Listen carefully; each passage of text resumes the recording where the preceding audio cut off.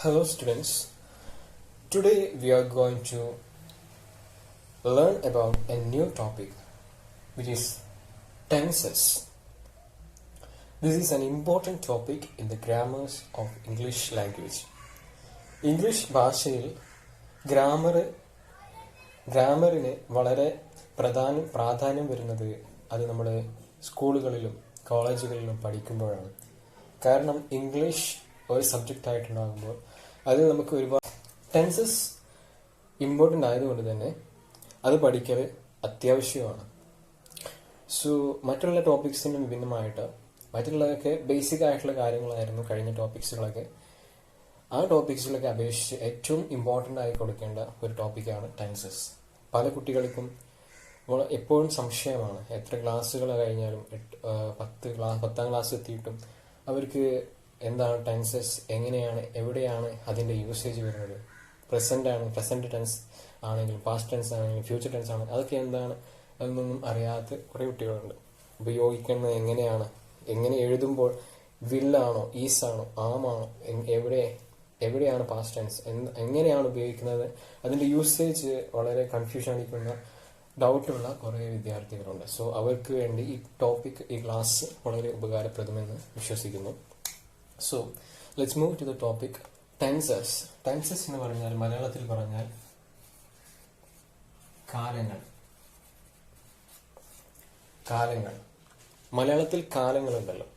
ഇംഗ്ലീഷിൽ ടെൻസസിന്റെ പഠനം വളരെ പ്രധാനപ്പെട്ടതാണെന്ന് പറഞ്ഞു. കർത്താവ് ചെയ്യുന്ന ക്രിയയുടെ, അതായത് പ്രവൃത്തിയുടെ സമയം എന്ന് പറഞ്ഞാൽ കാലം.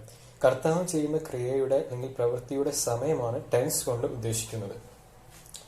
ടെൻസസിന്റെ പ്രയോഗം നന്നായി മനസ്സിലായാൽ മാത്രമേ ഇംഗ്ലീഷിൽ നന്നായി എഴുതാനും സംസാരിക്കാനും കഴിയുകയുള്ളൂ. മലയാളത്തിൽ ഭൂതം, ഭാവി, വർത്തമാനം എന്നൊക്കെ ഉണ്ടല്ലോ. മലയാളത്തിൽ എങ്ങനെയാണ്? ഭൂതം, ഭാവി, വർത്തമാനം. ഭൂതം എങ്ങനെയാണ് അതിന്റെ സ്റ്റെപ്പായിട്ട് വരില്ല. വർത്തമാനം, ഭാവി. ഭൂതം മീൻസ് പാസ്റ്റ്. ഇംഗ്ലീഷ് ഭൂതം, മലയാളത്തിലെ ഭൂതത്തിലെ ഇംഗ്ലീഷിൽ പാസ്റ്റ് എന്ന് വിളിക്കും. വർത്തമാനത്തിന് പ്രസന്റ് എന്ന് വിളിക്കും. ഭാവിക്ക് ഫ്യൂച്ചർ എന്നും വിളിക്കും. അപ്പോൾ ടെൻസസ് എന്ന് പറഞ്ഞാൽ എന്താണ്, അതിന്റെ ഡെഫിനിഷൻ എന്താണ്, അതിന്റെ നിർവചനം? The tense means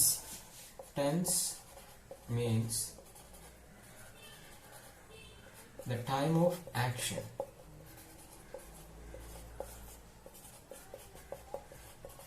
Tense means the time of action.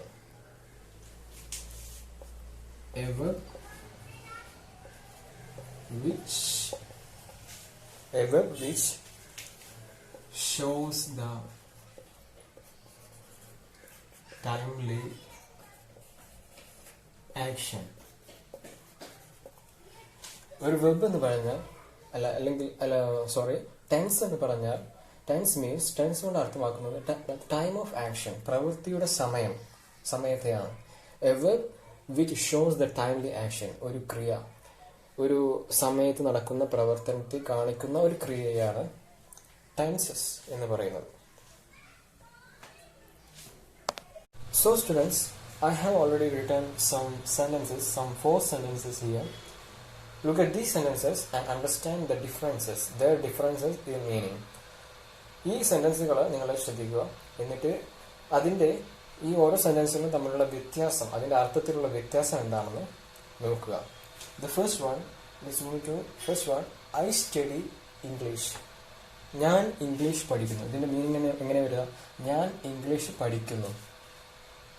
I am studying English. Second one, I am studying English. ഞാൻ ഇംഗ്ലീഷ് പഠിക്കുകയാകുന്നു. ഇപ്പോൾ പഠിച്ചുകൊണ്ടിരിക്കുന്നു. ഇപ്പോൾ ഇങ്ങനെ കണ്ടിന്യൂസ് ആയിട്ട് പഠിച്ചുകൊണ്ടിരിക്കുകയാണെങ്കിൽ ഇപ്പം നടക്കുന്ന സംഭവത്തെ I am studying English എന്ന് പറയും. അതുപോലെ third one, I have studied English. ഞാൻ ഇംഗ്ലീഷ് പഠിച്ചിട്ടുണ്ട്. പഠനം ഇപ്പോൾ കഴിഞ്ഞു. വർത്തമാന കാലത്തിലാണെങ്കിലും, അതായത് ഇപ്പോൾ നടന്നുകൊണ്ട് പ്രസന്റിലാണെങ്കിലും മുമ്പ് ആരംഭിച്ച പഠനം ഇപ്പോൾ കുറച്ചു മുമ്പേ കഴിഞ്ഞിട്ടുള്ളൂവെങ്കിൽ അങ്ങനെ അതിനെ അപ്പോൾ പറയുന്നതാണ്, അപ്പോൾ പറയുന്ന ഒരു യൂസേജാണ് ഐ ഹാവ് സ്റ്റഡീഡ് ഇംഗ്ലീഷ്. ഇതിന്റെ പേരെന്താണ്, ഇത്തരത്തിൽ ഈ ടെൻസ് ഉപയോഗിക്കുമ്പോൾ ഈ ടെൻസിന്റെ പേരെന്താണ് എന്നൊക്കെ തുടർന്ന് പഠിക്കുമ്പോൾ നമുക്ക് പഠിക്കാം.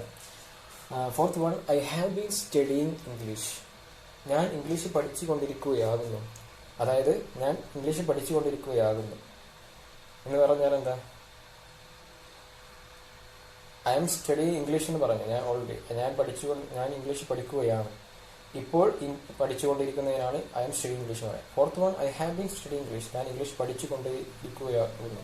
അത് തമ്മിൽ വ്യത്യാസം എന്താ, മുമ്പ് ആരംഭിച്ച പഠനം ഇപ്പോഴും തുടർന്നുകൊണ്ടിരിക്കുന്നു എന്ന ധ്വനി. മുമ്പ് ആരംഭിച്ചതാണ്, ഇപ്പോഴും തുടർന്നുകൊണ്ടിരിക്കുന്നുണ്ടെങ്കിൽ ഹാവ് ബീൻ എന്ന് വരും. So, if you need, I will give the meaning of these sentences. ഞാൻ ഇംഗ്ലീഷ് പഠിക്കുന്നു. I will give ഞാൻ ഇംഗ്ലീഷ്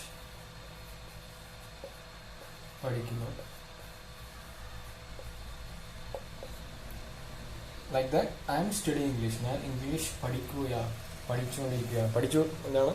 ഞാൻ ഇംഗ്ലീഷ് പഠിക്കുകയാണ്. അതായത് ഇപ്പൊ നടന്നുകൊണ്ടിരിക്കുന്നു, പഠിക്കുകയാണ്. ഞാൻ ഇംഗ്ലീഷ് പഠിക്കുകയാകുന്നു. And third one, I have studied English. ഞാൻ ഇംഗ്ലീഷ് പഠിച്ചിട്ടുണ്ട് എന്നാണ് അതിൻ്റെ മീനിങ്. ഞാൻ ഇംഗ്ലീഷ് പഠിച്ചിട്ടുണ്ട്, അതായത് ഇപ്പോൾ പഠിച്ചു കഴിഞ്ഞിട്ടുള്ളൂ. അപ്പോൾ അങ്ങനത്തെ അവസരങ്ങളിൽ നമ്മൾ ഐ ഹാവ് സ്റ്റഡീഡ് ഇംഗ്ലീഷ് എന്ന് പറയാം. അതുപോലെ fourth one, I have been study English. ഞാൻ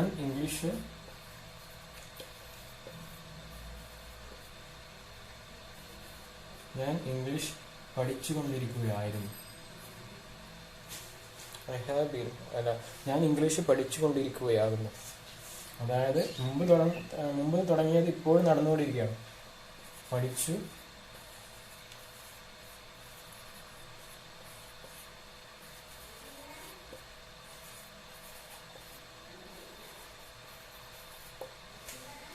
ഞാൻ ഇംഗ്ലീഷ് പഠിച്ചുകൊണ്ടിരിക്കുകയായിരുന്നു. അതാണ് അതിൻ്റെ മീനിങ് ആയിട്ട് വരുന്നത്. So students, I have given some more examples here. And fifth one, I studied English in the morning. ഞാൻ ഇംഗ്ലീഷ് രാവിലെ പഠിച്ചു. ഞാൻ രാവിലെ ഇംഗ്ലീഷ് പഠിച്ചു. അതായത് ഞാൻ രാവിലെ ഇംഗ്ലീഷ് പഠിച്ചു. ഇതാണ് അതിൻ്റെ മീനിങ്. ഇപ്പോൾ കഴിഞ്ഞ കാലത്ത് നടന്ന ഒരു പ്രവൃത്തിയാണത്. കഴിഞ്ഞ കാലത്ത് ഞാൻ പാസ്റ്റ് ടെൻസ് ആണ്, കഴിഞ്ഞ ഭൂതകാലത്ത് നടന്ന. അപ്പോൾ അതിന് I studied English in the morning. ഞാൻ അതായത് ഇപ്പോൾ വൈകുന്നേരം ആണെങ്കിൽ അല്ലെങ്കിൽ രാത്രിയാണെങ്കിൽ നമ്മൾ ഒരാളോട് പറയുകയാണ് I studied English in the morning. ഞാൻ കാലത്ത് ഇംഗ്ലീഷ് പഠിച്ചു, കഴിഞ്ഞ കാര്യമാണ്. അതുപോലെ so in sixth one, I was study English. ഞാൻ ഇംഗ്ലീഷ് പഠിക്കുകയായിരുന്നു. ഞാൻ ഇംഗ്ലീഷ് പഠിക്കുകയായിരുന്നു. അത് എന്ന് പറയുന്നത് ഭൂതകാലത്തിൽ ആരംഭിച്ച് ഭൂതകാലത്തിൽ തുടർന്നുകൊണ്ടിരിക്കുന്നു.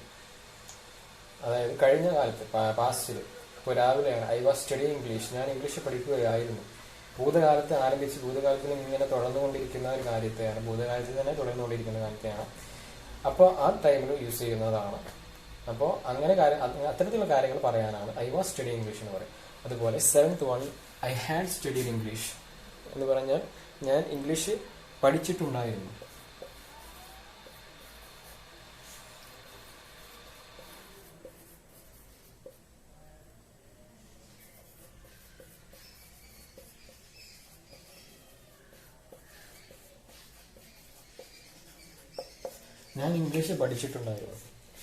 ഭൂതകാലത്തിൽ പഠനം എന്ന പ്രക്രിയ മറ്റൊരു പ്രവൃത്തി ആരംഭിക്കുന്നതിന് മുമ്പ് സംഭവിച്ചു എന്ന സൂചന.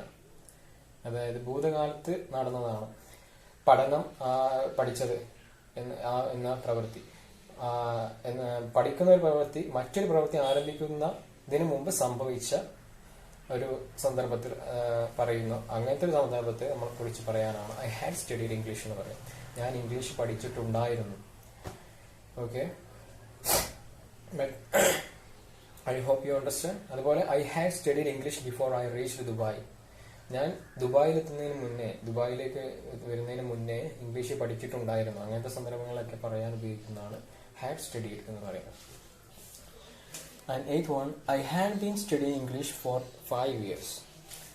ഞാൻ 5 വർഷത്തോളമായി ഇംഗ്ലീഷ് പഠിച്ചുകൊണ്ടിരിക്കുകയായിരുന്നു. ഞാൻ 5 വർഷത്തോളമായി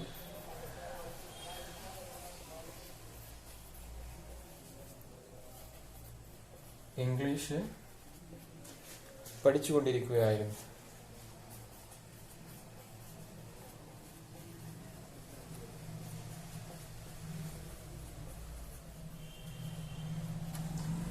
സ്ഥലമില്ല. ഓക്കെ, ഞാൻ 5 വർഷത്തോളമായി ഇംഗ്ലീഷ് പഠിച്ചുകൊണ്ടിരിക്കുകയായിരുന്നു. അപ്പോൾ മനസ്സിലായി കാണും അതിന്റെ അർത്ഥങ്ങളൊക്കെ. അപ്പോൾ എഴുത്ത് എന്ന സന്ദർഭം എങ്ങനെ, കഴിഞ്ഞ കാലത്തെ പ്രത്യേക സമയം വരെ മറ്റൊരു പ്രവർത്തനം തുടർന്നുകൊണ്ടിരിക്കുന്നു എന്ന് പ്രകടിപ്പിക്കുന്നു.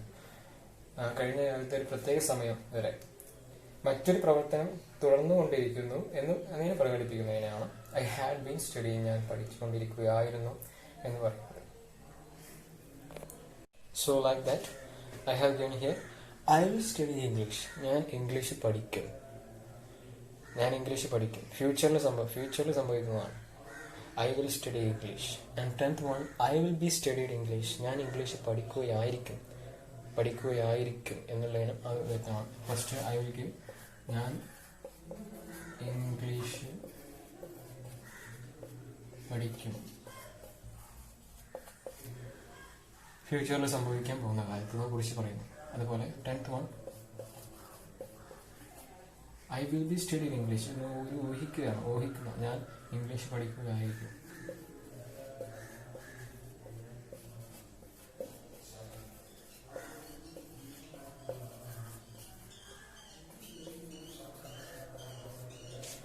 എന്നാണ് അതിന്റെ അർത്ഥം. And I will have studied English. ഞാൻ ഇംഗ്ലീഷ് പഠിക്കുന്നുണ്ടായിരിക്കും എന്നാണ് അതിന്റെ meaning. I will have studied English. അതുപോലെ ലാസ്റ്റ് ഫൈനൽ 12th ടെൻസ്, അതായത് ഐ വിൽ ഹാവ് ബീൻ സ്റ്റഡീങ്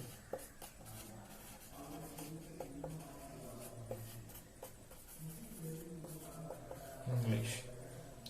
ഇതിന്റെ മീനിങ് എന്ത് വരും? ഞാൻ ഇംഗ്ലീഷ് പഠിച്ചുകൊണ്ടിരിക്കുകയായിരിക്കും.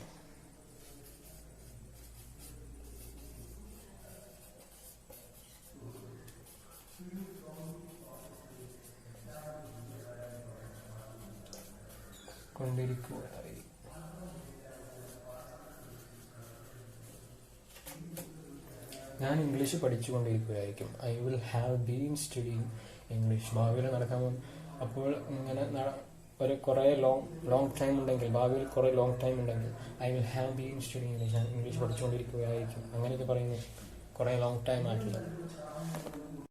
അപ്പോൾ മുകളിൽ കുറച്ച് 12 ടെൻസസിനെ കുറിച്ച് നമ്മൾ ഒരു സെന്റൻസ് തന്നെ, അതായത് ഒരു സിറ്റുവേഷൻ തന്നെ 12 ടെൻസാക്കി നമ്മൾ മുകളിൽ പറഞ്ഞ സെന്റൻസുകൾ പറഞ്ഞു. അപ്പോൾ മുകളിൽ പറഞ്ഞ സെന്റൻസുകളൊക്കെ ഫസ്റ്റ് പേഴ്സൺ സിംഗുലർ കൊണ്ടാണ് തുടങ്ങിയിരിക്കുന്നത്. അതായത് ഐ എന്ന് പറഞ്ഞാൽ സിംഗുലർ അല്ലേ, അതായത് ഏകവചനമല്ലേ.